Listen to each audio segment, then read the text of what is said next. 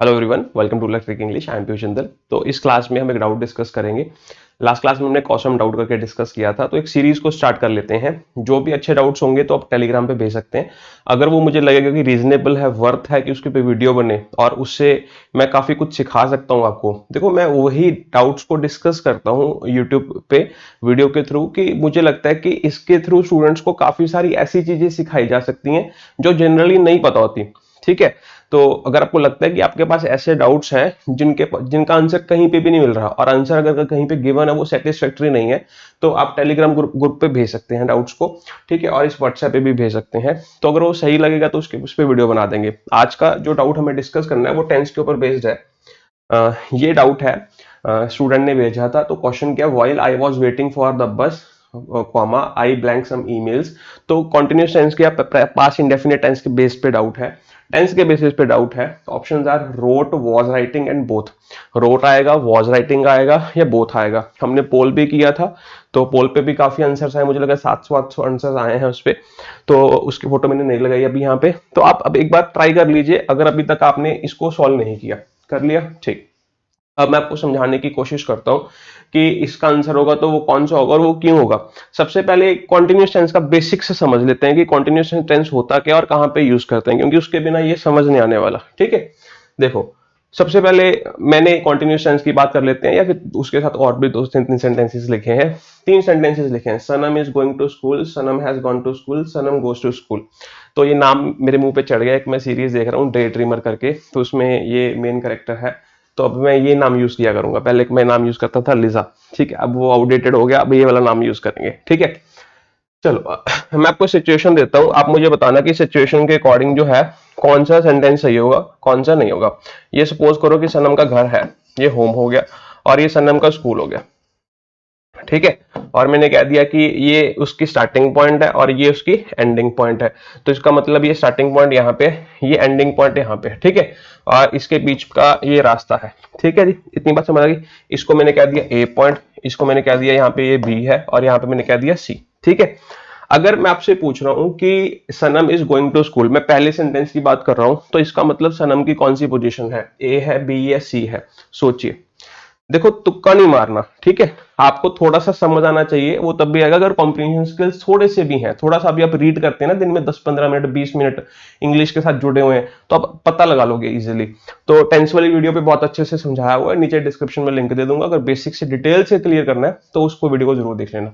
तो हमें पता चल रहा है कि अगर मैं कह रहा हूँ कि सनम की पोजीशन में कह रहा हूँ बी है। ठीक है। या फिर मैं ये कह रहा हूँ कि सनम इज गोइंग टू स्कूल, तो इसका मतलब क्या है कि जो सनम है अभी वो रास्ते में है। रास्ते में का मतलब क्या है, उसकी पोजीशन जो है बी। इतनी बात समझ आ गई? ठीक है। अगर मैं बात करूं कि सनम की पोजीशन सी है, तो फिर कौन सा सेंटेंस वैलिड होगा, दूसरा या तीसरा या पहला? तो हमें पता है कि वो कौन सा सेंटेंस वैलिड होगा, दूसरा। तो हैज गॉन का मतलब क्या है कि वो डेस्टिनेशन पे पहुंच चुकी है। डेस्टिनेशन का मतलब क्या है कि वो काम कंप्लीट हो गया, और कंप्लीशन को रेफर करने के लिए हम परफेक्ट टेंस का यूज करते हैं। परफेक्ट टेंस का मतलब यही होता है कि जब एक्शन की स्टेट क्या होती है, कंप्लीट होती है। इतनी बात समझ आ गई? तो ये सी हो गया। अगर मैं बोलूं सनम गोज टू स्कूल, तो क्या आप मुझे बता सकते हैं कि सनम ए पॉइंट पे, बी पॉइंट पे, सी पॉइंट पे? बता सकते हैं? नहीं। अब आप बता नहीं सकते कि सनम जो है वो एक पॉइंट पे है, बी पे है, सी पे है, क्योंकि हमें ये नहीं पता कि वो एक्शन की स्टेट क्या है, वो इनकम्प्लीट है या कंप्लीट है। ऊपर वाले में बेसिकली एक्शन की स्टेट क्या थी, इनकम्प्लीट थी ना। तो इनकम्प्लीट का मतलब क्या है कि जो एक्शन का रिजल्ट अभी तक नहीं मिला। अगर एक्शन का रिजल्ट अभी तक नहीं मिला तो इसका मतलब वो कंटिन्यूटी में होगा। अगर वो कंटिन्यूटी में होगा तो उसके लिए कौन सा टेंस यूज कर लोगे, कंटिन्यूस टेंस यूज कर लोगे। और कंटिन्यूस टेंस हम कौन सी वर्ब की फॉर्म यूज करता है, आईएनजी फॉर्म यूज करता है। तो आईएनजी का मतलब ये है कि जो एक्शन है अभी वो कंटिन्यूटी में है, अभी वो कंप्लीट नहीं हुआ, वो अभी वो प्रोग्रेसिव मोड में है। तो इसको कोई कोई बुक्स प्रोग्रेसिव टेंसेस भी कहते हैं। समझ आ गई जितनी बात? ठीक है। अब यहाँ पे इसके आगे चाहे इज एम आर लगा लो, वॉज वर लगा लो, और विल भी शैल भी लगा लो, बस वो टाइम चेंज होता जाएगा। एक्शन की स्टेट तो इनकम्प्लीट रहेगी। सिंपल सी बात है। मैं कह रहा हूं कि I am teaching you, I am teaching you का मतलब क्या है कि ये जो एक्शन है ना, ये अभी ऑन गोइंग है, ये एक प्रोग्रेस में है, अभी ये कंप्लीट नहीं हुआ। समझ आ गई बात? एग्जांपल से समझाता हूं। सपोज करो कि मुझे यहां से चल के, बोर्ड के इस साइड से चल के उस साइड तक जाना है। ठीक है। इस साइड से चल के उस साइड तक जाना है। तो मैं चल रहा हूं, मैं यहां तक आ गया, मैं यहां तक आ गया। मैं यहां पे आपसे पूछूं कि एक्शन की स्टेट कंप्लीट है, इनकम्प्लीट है? इनकम्प्लीट है। अगर पूछूं यहां तक आ गया, कंप्लीट या इनकम्प्लीट? इनकम्प्लीट। यहां पे कंप्लीट या इनकम्प्लीट? इनकम्प्लीट। यहां पे मुझे आना था, यहां पे मैं आ गया, एक्शन की स्टेट कंप्लीट या इनकम्प्लीट? यहां पे कंप्लीट हुई। लेकिन अगर मैं यहां से लेके वहां तक, अब मैं इस पॉइंट पे खड़ा हो गया, कंप्लीट या इनकम्प्लीट, इनकम्प्लीट, कंप्लीट या इनकम्प्लीट, इनकम्प्लीट, यहां से मैंने स्टार्ट किया था, यहां पे मैं आगे वापस। तो कहने का मतलब ये है कि अगर मुझे इनकम्प्लीशन दिखानी है, इनकम्प्लीशन में बेसिकली क्या होता है, ये हमारा स्टार्टिंग पॉइंट है और ये हमारा क्या है, एंडिंग पॉइंट है। तो स्टार्टिंग पॉइंट और एंडिंग पॉइंट के बीच में जितना गैप होगा ना, जितना टाइम का गैप होगा, उतने टाइम के लिए एक्शन जो होता है वो कॉन्टिन्यूटी में रहता है, क्योंकि उतने टाइम के लिए एक्शन की जो स्टेट होती है वो इनकम्प्लीट होती है। तो इनकम्प्लीशन का मतलब कॉन्टिन्यूटी, कॉन्टिन्यूटी का मतलब कॉन्टिन्यूसेंस। समझ आ गई बात। कोई एक्शन है, मैंने कह दिया उसको परफॉर्म करने के लिए 1 घंटा लगेगा, 1 घंटे की क्लास है, तो 1 घंटे के लिए मैं कॉन्टिन्यूसेंस यूज कर सकता हूं, उसमें कहीं से भी कोई भी पॉइंट उठा लूं। उस पॉइंट के लिए 9 से 10 बजे तक की क्लास है, मैंने कह दिया क्लास की जो टाइमिंग है 9 से 10 की है। अब चाहे मैं 9:05 की, 9:10, 9:15, 9:20, 9:50, 9:59 पे भी मैं ये बात कह सकता हूं कि एक्शन की स्टेट क्या है, इनकम्प्लीट है। तो इनकम्प्लीशन हम तभी यूज कर सकते हैं जब स्टार्टिंग और एंडिंग पॉइंट के बीच में गैप हो। सपोज करो कि एक्शन के बीच में गैप ही नहीं है, फिर वहां पे कंटिन्यूअस यूज कर पाओगे, वहां पे नहीं कर पाओगे। और उन्हीं स्टेट्स को कहते हैं स्टेटिव वर्ब्स। कैसी वर्ब्स कहते हैं, स्टेटिव वर्ब्स, क्योंकि उनमें कोई मोशन ही नहीं होता। अब मैंने तुम्हें कह दिया कि मैं तुम्हें जानता हूं, क्या इसमें कोई प्रोसेस है, क्या इसमें कोई टाइम का गैप है, नहीं है ना टाइम का गैप। तो अगर वो टाइम का गैप ही नहीं है तो ऐसा रूम नहीं, ऐसा कोई स्कोप नहीं है कि वहां पे इनकम्प्लीशन दिखाई जाए। अगर वहां पे इनकम्प्लीशन नहीं दिखाई जा सकती, इसी वजह से नो वर्ब को आईएनजी फॉर्म में नहीं लिखा जा सकता। तो जो वर्ब्स के अंदर मोशन होता है, जो वर्ब्स के अंदर टाइम लैप्स होता है, टाइम गैप होता है स्टार्टिंग पॉइंट और एंडिंग पॉइंट के बीच में, उस स्टार्टिंग और एंडिंग पॉइंट के बीच के उस प्रोसेस के थ्रू, उस ड्यूरेशन के लिए ही हम कौन सा टेंस यूज कर सकते हैं, कॉन्टिन्यूस टेंस। इतनी बात समझ आ गई। तो बेसिक सा आपको समझ आ गया होगा, ठीक है। आगे चलते हैं। मैंने एक सेंटेंस लिखा, सनम कुक्स फूड। तो जब मैं कह रहा हूं कि सनम कुक्स फूड, अभी ये वाला सेंटेंस चल रहा था, हमने कंप्लीट नहीं किया मुझे लगता है। सनम गोज टू स्कूल, जो मैं कह रहा था कि कौन से पॉइंट पे, ए पॉइंट पे, बी पॉइंट पे, सी पॉइंट पे, तो आप ये बात अभी डिसाइड नहीं कर सकते। क्यों? क्योंकि ना तो एक्शन की स्टेट कंप्लीट है, ना एक्शन की स्टेट इनकम्प्लीट है, तो इसी वजह से इसको इनडेफिनिट कहते हैं। इनडेफिनिट का मतलब something that is not definite. Possible का इम्पॉसिबल बन गया, इम्पॉसिबल का मतलब something that is not possible. तो इन जो होता है ना, प्रीफिक्स होता है, जिस वर्ड के साथ लग जाए उसको निगेट कर देता है, उसका नेगेटिव बना देता है, ठीक है। तो इनडेफिनिट का मतलब something that is not definite, तो एक्शन की स्टेट डिफाइन नहीं की जा रही, ठीक है। इसी वजह से हम कहते हैं कि ये ऐसी एक्टिविटीज होती हैं जो परमानेंसी शो करती हैं। हमें नहीं पता कि ये चल रहा है, हो गया नहीं हुआ, बस इतना पता है कि एक्शन रेगुलर इंटरवल्स पे होता है या फिर इन इन जनरल ये वैलिड होता है, हम ये बात कहते हैं, ठीक है। अब मैंने यहाँ पे लिख दिया सनम कुक्स फूड। तो जब मैंने लिखा सनम कुक्स फूड, तो यहाँ पे आप ये बात बता सकते हैं कि एक्शन चल रहा है, बंद हो गया? नहीं, हमें नहीं पता। तो इसका मतलब ये एक्शन जो इसकी जो स्टेट है वो परमानेंट है। अगर एक्शन की जो स्टेट है वो परमानेंट है, तो इसका मतलब या तो ये इसका काम होगा, प्रोफेशन होगा, या फिर इसकी हॉबी होगी, या फिर इसकी ये हैबिट होगी। तो हमें समझ आ रहा है कि ये इसका प्रोफेशन है। अगर ये इसका प्रोफेशन है तो हमें समझ आ गया कि सनम इज अ कुक, ठीक है। इतनी बात समझ आ गई, ठीक। जब इतनी बात समझ आ गई, ये सेंटेंस अपने आप में बिल्कुल ठीक है। लेकिन सपोज करो कि अब मैं आपको बोल दूं, इसके आगे मैं बोल दूं Sanam is in the kitchen, in the kitchen, she cooks food. मैंने कुछ नहीं किया, उसके आगे एक लाइन लिख दी, और उसके आगे क्या लिख दी, एक लाइन लिख दी। जब मैंने इसके आगे एक लाइन लिख दी, मुझे एक बात बताओ, क्या अब यहां पे तुम इसकी हैबिट या इसकी प्रोफेशन को शो कर रहे हो? सोच के देखो, सोच के देखो, यहां पे क्या तुम इसके हॉबी को, हैबिट को या प्रोफेशन को शो कर रहे हो? नहीं। यहां पे तुम ये कहना चाहते हो कि ये जो एक्शन है ना, ये एक्शन जो है कैसा है, ऑनगोइंग है। क्योंकि अगर हम कह रहे हैं कि वो इंसान किचन में है, तो किचन में वो काम जो है ऑनगोइंग होगा ना। तो अगर वो क्योंकि किचन में वो सारी जिंदगी थोड़ी ना रहेगा। कोई किचन में 10 मिनट के लिए, 15 मिनट के लिए, आधे घंटे के लिए, 1 घंटे के लिए जा सकता है। आप समझ रहे हो इस चीज को? तो ये हमें समझ आ रहा है कंटेक्स्ट से कि ये जो एक्शन की स्टेट है ना, ये ऑनगोइंग है। अगर ऑनगोइंग है तो कंटिन्यूस टेंस यूज करना पड़ेगा। इसी वजह से हमने यहाँ पे क्या यूज कर लिया, कुक। यहाँ पे क्या यूज कर लेंगे, इस कुकिंग। समझ आ गया जी? चलो आगे चलते हैं। अब एक सेंटेंस और मैंने बोल दिया, लुक दे फाइट फ्रोशियसली। फ्रोशियसली मतलब क्या होता है? फ्रोशियसली का मतलब होता है when something is violent, something is frightening. जो चीज डरावनी है, जिस चीज में वायलेंस है, तो उस चीज को हम कहते हैं फ्रोशियसली, ठीक है। सपोज करो कि इतना सेंटेंस लिखा हुआ है, दे फाइट फ्रोशियसली। तो ये सेंटेंस अपने आप में बिल्कुल ठीक हो सकता है, क्योंकि हम ये कह सकते हैं कि ये जो इंसान है ना, ये WWF वाले हैं लोग और ये फाइटर्स हैं। तो जब भी ये लड़ते हैं ना, तो वायलेंट तरीके से लड़ते हैं, ठीक है। हम ये बात कह सकते हैं और ये लॉजिकल है और ये बिल्कुल सही हो सकता है, ठीक है। लेकिन इसके आगे मैंने यहाँ पे क्या कह दिया, लुक। तो जब मैं कह रहा हूं कि लुक देखो, तो इसका मतलब यहाँ पे ये वाला जो काम है ये ऑनगोइंग होगा या नहीं होगा? ऑनगोइंग होगा ना। जब ये काम ऑनगोइंग होगा तो एक्शन की स्टेट जो है वो इनकम्प्लीट होगी, क्योंकि ऑनगोइंग का मतलब इनकम्प्लीशन है। तो कौन सा टेंस यूज करेंगे? कॉन्टिन्यूस। तो इसी वजह से हम यहाँ पे क्या यूज कर लेंगे? Are five. देखो आंसर हो सकता है कि आपको पता हो, लेकिन उसके पीछे का जब आपको रीजन पता होता है ना, तो जो पहले सेंटेंस डाउट वाला सेंटेंस था, फिर आप वो भी करना स्टार्ट कर देते हो। तो मेरा मोटिव यही है। देखो क्वेश्चन तो वो छोटा सा था, लेकिन मैं कंसेप्ट लेके बैठ गया, क्योंकि मैं सिखाना चाहता हूं आपको। ठीक है, चलो अब बात करते हैं हम किसकी? पास्ट कॉन्टिन्यूस टेंस की। किसकी बात करते हैं? Past continuous. समझना ध्यान से। Past continuous tense, continuous tense आपको एक बात तो समझ आ गई कि हम ये तब यूज करते हैं जब वो एक्शन में क्या होती है? ड्यूरेशन इन्वॉल्व होती है, स्टार्टिंग और एंडिंग पॉइंट के बीच में। तो हम इसको, कुछ लोग या कुछ टीचर्स या फिर कुछ बुक्स इसको कहते हैं कि वो एक्शन टाइम टेकिंग होते हैं। टाइम टेकिंग का मतलब समझ गए कि उनके बीच में ड्यूरेशन होनी चाहिए। ड्यूरेशन इन्वॉल्व होगी तभी कॉन्टिन्यूस टेंस यूज हो पाएगा। अगर ड्यूरेशन इन्वॉल्व होगी ही नहीं तो वो लेंथ नहीं रहेगी। सपोज करो कि मैंने कह दिया कि 2 पॉइंट्स है, मैंने कह दिया कि ये क्या 2 पॉइंट्स है। अब 2 पॉइंट्स को आपने जोड़ दिया तो ये हमारी क्या बन गई? लेंथ बन गई, एक डिमेंशन बन गई। ठीक है, फिर मैंने यहाँ पे ये खींच दिया, अब इसकी 2 डिमेंशन बन गई, लेंथ इंटू ब्रेड्थ, और एरिया निकल जाएगा। अगर मैं यहाँ पे ये बना दूं तो इसकी 3 डिमेंशन होगी, अगर 3 डिमेंशन होगी तो हाइट भी जुड़ गई, इसका वॉल्यूम निकल जाएगा, length into breadth into height. ठीक है, जो भी। तो ये ऐसे करके काम चलता है। लेकिन सपोज करो कि मैं कह रहा हूं कि ये दो पॉइंट्स नहीं, 2 पॉइंट्स को जोड़ दिया तो लाइन बन गई, लेकिन सपोज करो कि ये लेंथ है ही नहीं, तो वो क्या बन जाएगा? पॉइंट। पॉइंट है तो इसका मतलब या तो वो पॉइंट एग्जिस्ट करता है या फिर वो पॉइंट एग्जिस्ट नहीं करता। तो इसी वजह से ऐसी वर्ब्स को ही कहते हैं स्टेटिव वर्ब्स। जैसे मैंने यहां पे कह दिया नो, मैंने कह दिया रिमेंबर, मैंने कह दिया एग्री। अब या तो तुम एग्री करते हो या फिर तुम एग्री नहीं करोगे। क्या उसमें टाइम गैप है? अब खाना खा रहे हो, खाना खाने के लिए तो प्रोसेस है ना, उसके लिए तो टाइम चाहिए। तो जो इस वर्ब को कहते हैं स्टेटिव, और दूसरी वर्ब होती है डायनेमिक। डायनेमिक का मतलब एक ऐसी वर्ब जिसमें क्या है? मोशन। अगर उसमें मोशन है तो मोशन तो तभी होगा ना जब वो एक डायमेंशन होगी, जब चलोगे। जब चलोगे तो इसका मतलब उसमें टाइम गैप भी है। अगर वो गैप है तो वो आईएनजी फॉर्म में भी जा सकती है, सिंपल सी बात। ठीक है, तो ये बेसिक्स थे। अब बात करते हैं पास्ट कॉन्टिन्यूस की।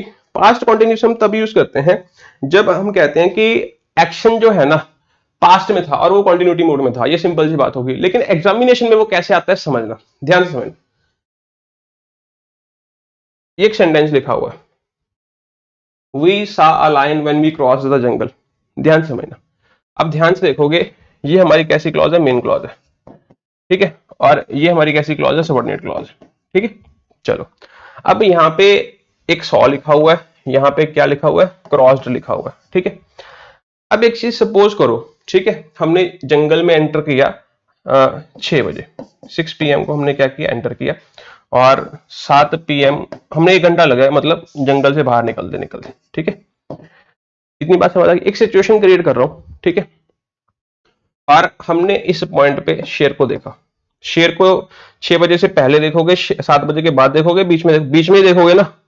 क्या जंगल के पहले शेर को देखोगे? नहीं। जंगल के बाद में शेर को देखोगे? नहीं। तो उस पीरियड में देखोगे जिस पीरियड में आप जंगल में थे। तो बस मुझे इतना बता दो कि सपोज करो कि जो एक्शन है मैंने कह दिया 6:30 पे हुआ।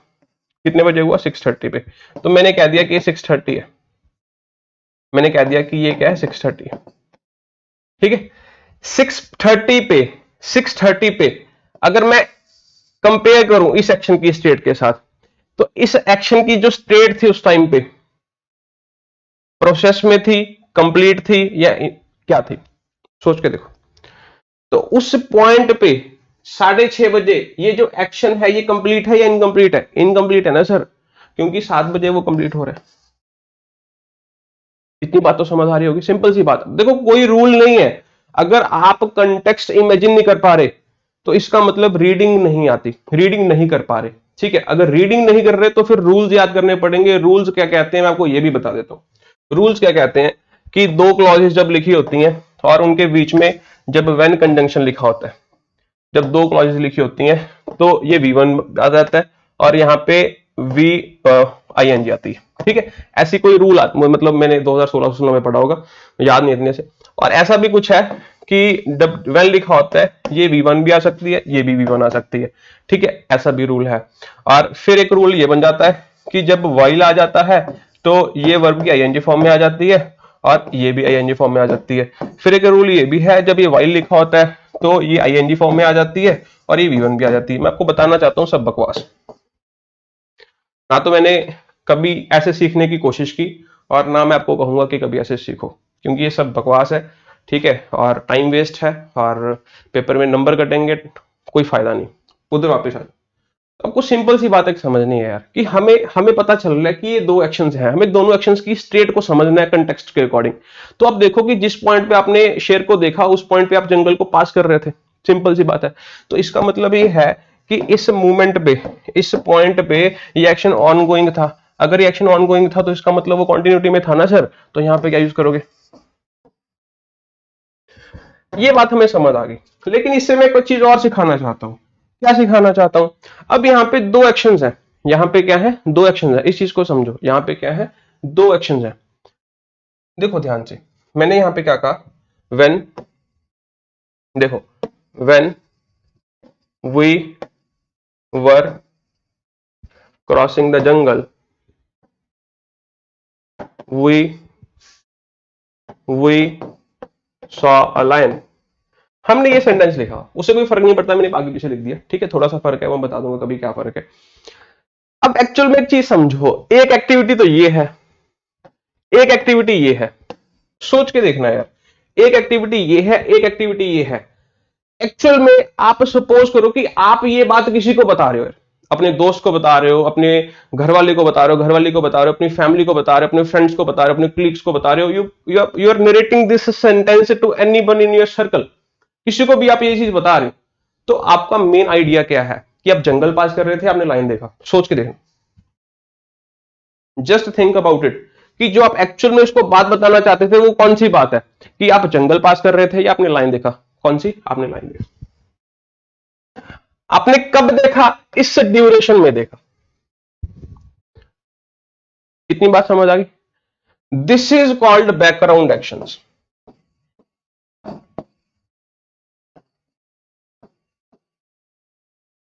दे are not important in the sentence. What is important, this thing. और ये कंटेक्स्ट टू कंटेक्स्ट वेरी करेगा, कि आप ये हिसाब लगा लो कि ये बाद वाली है या पहले वाली है, माइंड इट, ठीक है। तो ये कंटेक्स्ट टू कंटेक्स्ट वेरी करता है कि कौन सी चीज इंपॉर्टेंट है। हमें यहां पे समझ आ रहा है कि जब मैं ये बात किसी को बताऊंगा तो मैं इस बात पे स्ट्रेस कर रहा हूं कि मैंने लाइन को देखा। अब मैं जंगल को पास करते वक्त देख रहा था, मैं रोड को पास करते वक्त देख रहा था, वो बात अलग है। हमें ये कैसे पता चला कि ये कंटिन्यूटी पास्ट की है, क्योंकि ये इवेंट पास्ट में हुआ। तो इसी वजह से ना तो यहां पे प्रेजेंट कॉन्टिन्यूस यूज कर सकते हो, ना यहां पे फ्यूचर कॉन्टिन्यूस कर सकते हो, क्योंकि ये दोनों जो एक्शन है वो सेम टाइम फ्रेम के हैं। जो टाइम फ्रेम क्या है,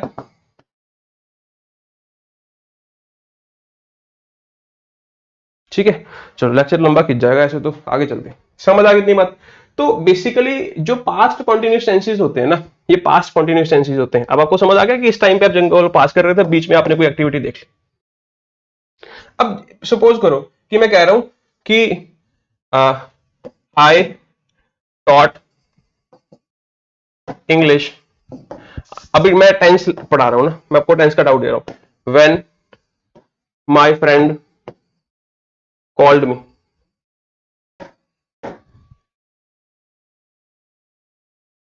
ठीक है। अब ये सिचुएशन है, सपोज करो ये सिचुएशन को मैं पास्ट मान लेता हूं कि ये जो है ये एक इससे क्लास पहले वाली क्लास की सिचुएशन है। तो जब मेरे फ्रेंड ने मुझे कॉल किया तो उस पॉइंट पे ये एक्शन ऑनगोइंग था ना। अगर एक्शन ऑनगोइंग था तो यहां पे ये क्यों लिखा,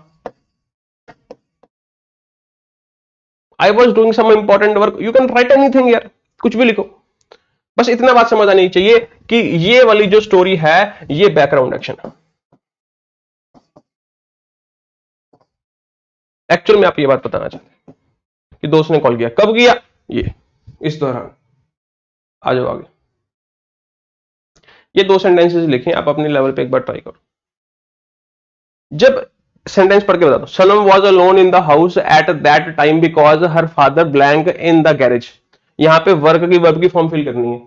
अब यहां पे देखो कि उस फादर की जो एक्टिविटी है वो एक्टिविटी कौन सी स्टेट में है, वो इनकम्प्लीट स्टेट में है, वो कंप्लीट स्टेट में है, या फिर वो परमानेंसी की स्टेट में। तीन स्टेट्स मैंने आपको बता दी, आप खुद सोच के देखिए कि यहां पे वो कौन सी स्टेट में होंगी।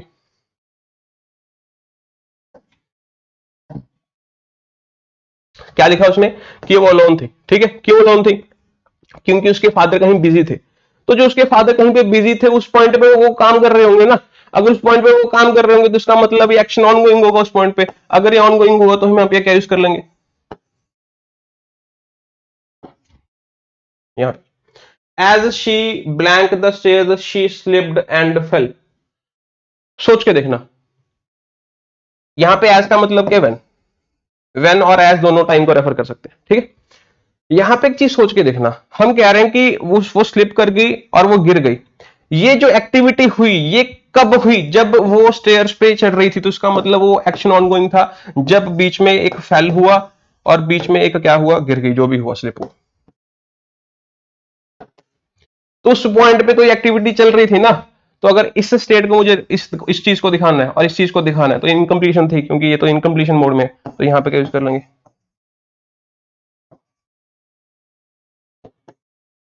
आ गया। दो सेंटेंसेस लिखे, एक सेंटेंस हमने कर लिया, एक ये सेंटेंस लिखा। ध्यान से देखना यार, ठीक है। मैं आपको वही समझाता हूं कि यार हमेशा जरूरी नहीं है कि हमेशा हर चीज वैसे ही होगी। यहां पे हमने क्यों लगाया? क्योंकि इस पॉइंट पे ये जो एक्शन था ये ऑनगोइंग था, इसी वजह से हमने यहां पे क्या कर लिया,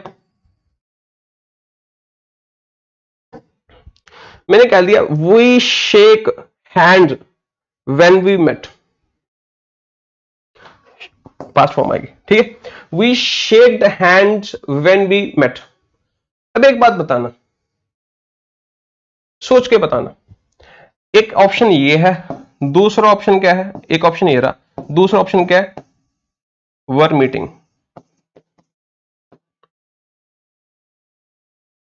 सोच के बताना, हमने हैंडशेक्स कब किए? जब हम मिल रहे थे या फिर हम मिलने के बाद हमने हैंडशेक किए? सोच के देख, इस पॉइंट पे ये जो एक्टिविटी लिखी हुई है, इस एक्टिविटी की जो स्टेट है वो क्या है? क्या वो इनकम्प्लीट है? यस और नो।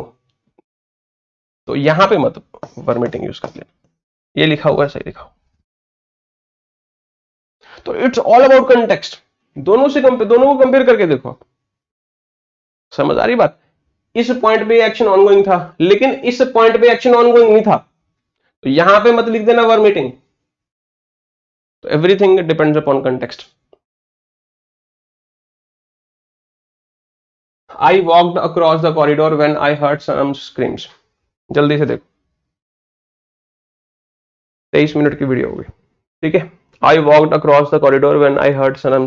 ठीक है, अब एक चीज समझना, यहां पे क्या हो रहा है बेसिकली, एक ये एक्टिविटी है, एक ये एक्टिविटी है। आपने इस इंसान की चीखें सुनी, कब सुनी? जब ये कॉरिडोर को क्या कर रहे थे, बस। ये कंटेक्स्ट आपके माइंड में आना चाहिए। अब कोई टीचर नहीं बता सकता, कोई किताब नहीं बता सकती, ये आपके माइंड में आना चाहिए कंटेक्स्ट, कि भाई ये प्रोसेस, ये एक्टिविटी जो है ना, ये ऑन गोइंग होगी जिस टाइम पे मैंने ये सुना, क्योंकि नेबर का घर है, जब आप पास कर रहे हो तभी तो उसकी चीखें सुनोगे।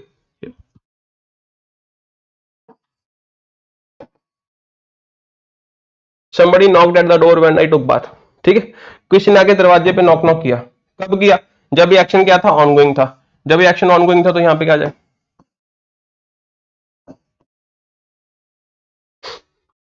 ठीक है, यहां पे when I waited at the bus stop, 3 buses went by in the opposite direction। 3 buses निकल गई, आपने जाना था इधर को, लेकिन बसेस इधर वाली आ रही।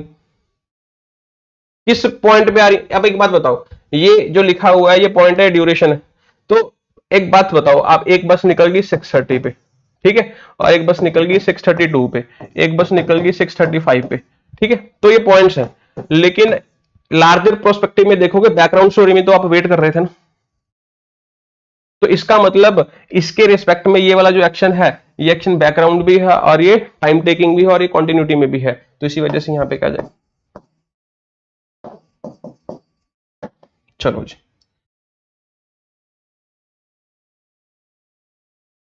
ये बताओ कौन सा सही कौन सा गलत?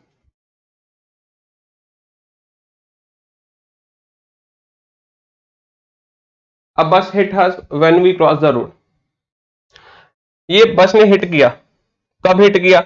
जब ये एक्शन ऑनगोइंग था, या फिर ये एक्शन इनकम्प्लीट था, या फिर ये कंप्लीट था? इनकम्प्लीट था या कंप्लीट था?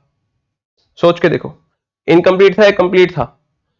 ये एक्शन ऑनगोइंग था, क्योंकि रोड यहाँ इतनी बड़ी इतनी वाइड रोड है, ठीक है। तो जब तुम चल रहे होगे, रोड पास कर रहे होगे, तभी तो आगे बस यहाँ पे बीच में आएगी क्या? बस बाद में आ जाएगी? बाद में आएगी बस, या पहले आ जाएगी? वो सब बकवास, ये हटा दो। I saw him when I cross the road, ये बताओ, आपने किसी इंसान को देखा, अब ये क्या जरूरी है कि रोड में जब आप पास कर रहे थे तब देखा? क्या अब यहां पे ये जरूरी है कि ये एक्टिविटी ऑन गोइंग होनी चाहिए, ये जो काम हुआ इस ड्यूरेशन में हुआ? नहीं, ऐसा भी तो हो सकता है कि आपने जब रोड क्रॉस किया तो उसके बाद अपने दोस्त को देखा, पहले वो दिख नहीं रहा था। ऐसा नहीं हो सकता? हो सकता है ना, नो एरर। अगर सपोज करो यहां पे वर्क वाज क्रॉसिंग लिखा होता तो सही गलत? तो भी सही, आपने तब देखा जब आप क्रॉस कर रहे थे, मीनिंग इज डिफरेंट, लेकिन दोनों से। समझ आ गया? अब आते हैं आपके डाउट।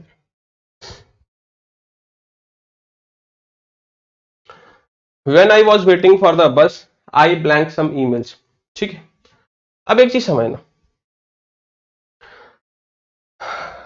समझना, क्या एक दो चीजें और बता देता हूं, ठीक है। जैसे मैंने यहाँ पे एक सेंटेंस लिखा हुआ, ये वाला, ये वाला सेंटेंस, ठीक है। इसको हम कर लेते हैं कॉपी।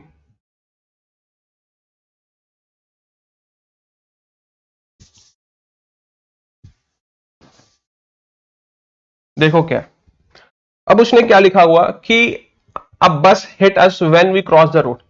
अब दो कंजंक्शन हमको पढ़ने हैं, एक कंजंक्शन का कौन है? व्हेन। एक कंजंक्शन क्या है? व्हाइल, ठीक है।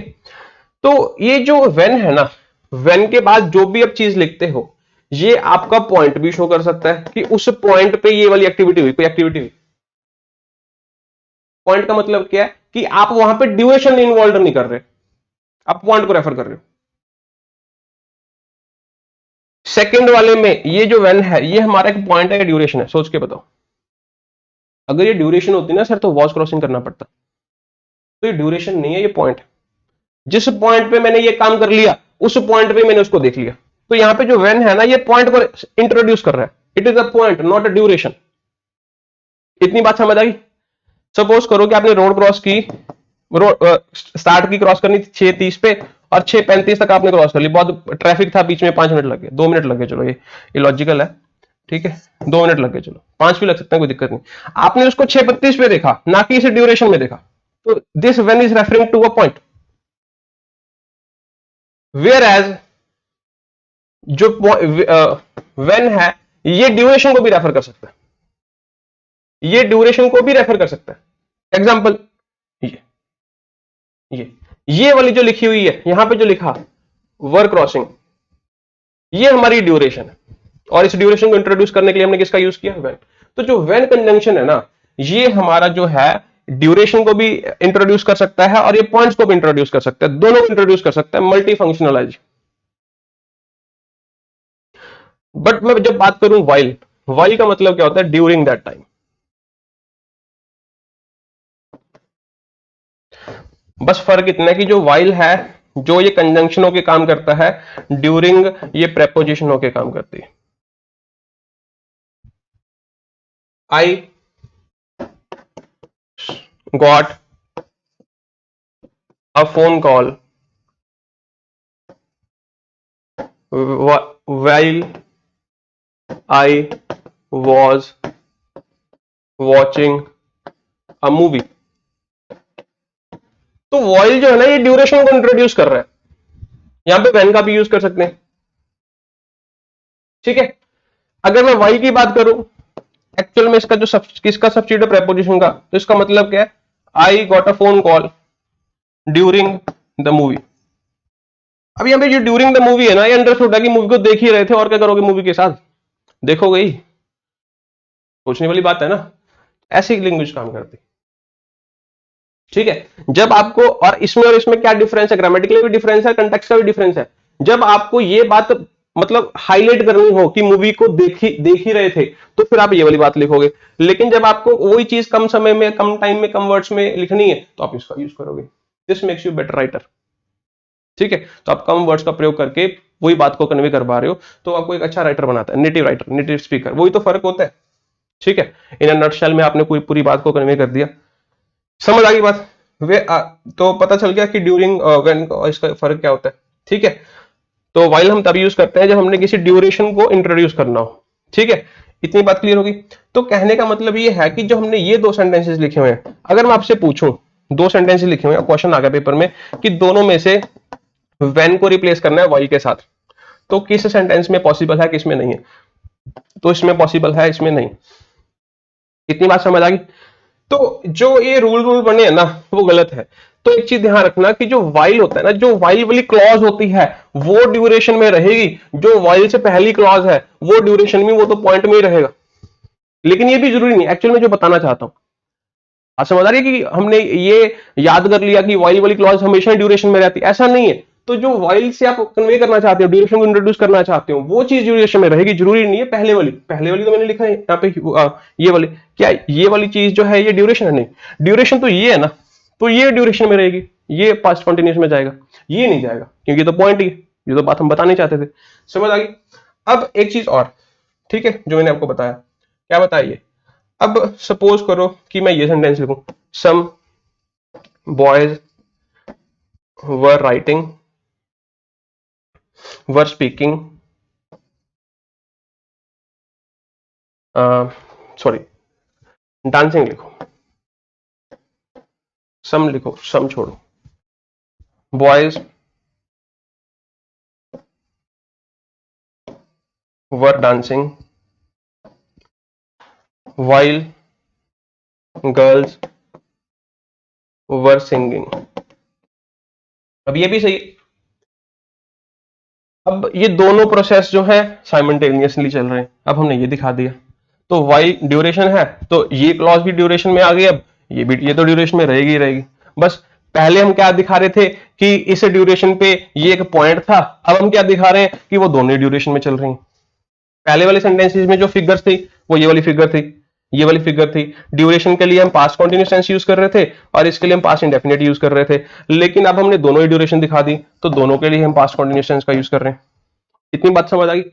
बस अब हमें ये समझना था बेसिकली कि जो भी एक्शन आप देखते हो, ये वाले एक्शन देख रहे हो, जैसे ये वाला सेंटेंस देखा, तो एक्चुअल में हम ये बात बताना चाहते थे, और ये वाली जो बात थी ना, ये बात हमारी बैकग्राउंड स्टोरी में थी, ये इंपॉर्टेंट नहीं थी। हम एक बस ने हिट गया, हम ये बात कन्वे करना चाहते थे। इतनी बात समझ आ गई?